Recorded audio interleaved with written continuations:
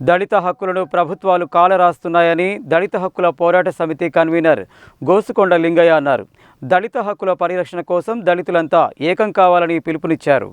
సోమవారం నల్గొండ సిపిఐ జిల్లా కార్యాలయంలో దళిత హక్కుల పోరాట సమితి ఆధ్వర్యంలో రౌండ్ టేబుల్ సమావేశం నిర్వహించారు. ఈ సమావేశంలో ఆయన మాట్లాడుతూ దళిత హక్కులను ప్రభుత్వాలు కాలరాస్తున్నాయని, దళిత హక్కుల పరిరక్షణ కోసం దళితులంతా ఏకం కావాలని పిలుపునిచ్చారు. దళితులపై జరుగుతున్న దాడులను తిప్పికొట్టాలన్నారు. ఈ కార్యక్రమంలో బీకేఎంయు జిల్లా కార్యదర్శి బొలుగురు నరసింహ, గీత పనివారుల సంఘం జిల్లా అధ్యక్షుడు పబ్బు వీరస్వామి, జిల్లా co convener Vallampatla Venkanna, DHPS జిల్లా నాయకులు జిల్లా సత్యం, మహిళా సమాఖ్య నాయకురాలు సుజాత, విజయ, కౌసల్య, దళిత నాయకులు ముత్యాలు, రామకోటి, కోరి సత్తయ్య, దుబ్బ వెంకన్న, వికలాంగుల హక్కుల పోరాట సమితి నాయకుడు లెనిన్ తదితరులు పాల్గొన్నారు. ఈరోజు దళిత హక్కుల పోరాట సమితి జిల్లా సంఘం ఆధ్వర్యంలో మరి దళితుల మీద జరుగుతున్నటువంటి దాడులు కానీ, మరి అదేవిధంగా దళిత మహిళల మీద జరుగుతున్నటువంటి అత్యాచారాలు కానీ, మరి అదేవిధంగా భారతదేశంలో రాజ్యాంగ పరిరక్షణ కొరకు మరి ఈనాడు మరి దళిత హక్కుల పోరాట సమితి ఆధ్వర్యంలో రౌండ్ టేబుల్ సమావేశాన్ని మరి రాష్ట్ర వ్యాప్తంగా ఈ దళిత హక్కుల పోరాట సమితి నిర్వహిస్తూ ఉంది. అందులో భాగంగానే ఈరోజు మన నల్లగొండ జిల్లాలో కూడా మరి నిర్వహిస్తూ ఉన్నాం. భవిష్యత్తులో దళితుల మీద జరుగుతున్నటువంటి దాడులని అరికట్టాలని, భారత రాజ్యాంగాన్ని పరిరక్షించాలని, మరి అదేవిధంగా భారతదేశ వ్యాప్తంగా కూడా దళితుల మీద జరుగుతున్నటువంటి దాడులను అరికట్టి మరి వారికి జరుగుతున్నటువంటి ఈ దాడులకు వ్యతిరేకంగా ఈ దళిత హక్కుల సమితి పోరాటం నిర్వహిస్తుందని మరి అందులో భాగంగానే ఈరోజు నిర్వహిస్తూ ఉన్నాం.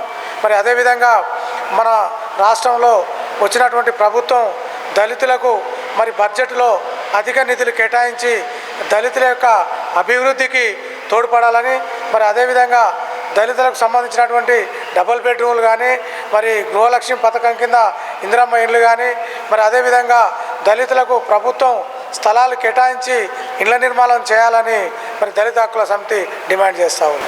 ఈ పేద ప్రజలు ఎలా ఉన్నారంటే కేవలం గ్రామీణ ప్రాంతాలలో జీవించే రెక్కాడితేనే డొక్కాడే ప్రజలు దళితులు. ఈ దళితుల మీద ఎన్నో సంవత్సరాలు స్వాతంత్రం వచ్చినప్పటికీ మరి ఈ దళితులకు జరుగుతున్న అన్యాయం మీద, ఆక్రమణల మీద, మరి దౌర్జన్యాల మీద, మరి మహిళలపైన అకృశంగా మరి మానభంగాలు జరుగుతుంటే కూడా ఏ ప్రభుత్వం కూడా పక్కదారిన పెట్టి మాట్లాడడం లేదు, చట్టసభల్లో దాన్ని తీర్మానం పెట్టడం లేదు. ఇప్పటికైనా మరి ప్రభుత్వాలు స్పందించి అణగారిన పేద ప్రజలు దళితుల కోసం కేంద్రంలో కానీ రాష్ట్రంలో కానీ జనాభా ప్రాతిపదికన బడ్జెట్ను పెంచాలని, వాళ్ళకు కావలసిన వసతులు మరి ఇల్లు కానీ, గూడు కానీ, భూమి కానీ, భుక్తి కానీ ఇవన్నీ సమస్యల మీద మరి మేము ఇవాళ డిమాండ్ చేస్తూ ప్రభుత్వాన్ని నిలదీయాలని కూడా, మరి దళితులను ఐక్యం చేయాలని కూడా ఈ సందర్భంగా గుర్తు చేస్తూ నల్లగొండ నియోజకవర్గంలో కానీ, నల్లగొండ టౌన్లో కానీ ఈ దళితుల పేరు మీద భూ ఆక్రమణలు చేస్తూ వాళ్ళందరినీ కూడా ఇళ్ల స్థలాల మీద వేసుకున్నటువంటి వాళ్ళ మీద దౌర్జన్యాలు చేస్తూ వేసుకున్న గుడిసెలను కూడా పేకేయడం జరుగుతూ ఉంది.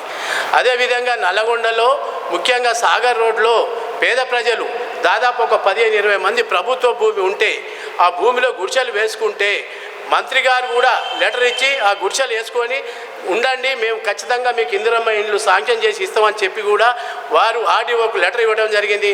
ఆర్డీఓ గారికి కూడా లెటర్ ఇచ్చి ఇప్పటికీ మేము 15-20 రోజులు అవుతుంది, అయినా కూడా ఇప్పటికీ మాకు ఆ ఇళ్ల స్థలాల మీద ఆ 15 మంది వేసుకున్న గుడిసెలకు గ్యారెంటీగా పట్టాలు ఇవ్వమని మంత్రి గారు చెప్పినాక కూడా అధికార యంత్రాంగం నిమ్మకి నీరెత్తినట్టు ఇప్పటి వరకు కూడా పెండింగ్లో పెట్టి ఇక ఇస్తాం, రేపు ఇస్తాం, ఎల్లుండి ఇస్తామని చెప్పడం జరుగుతూ ఉంది.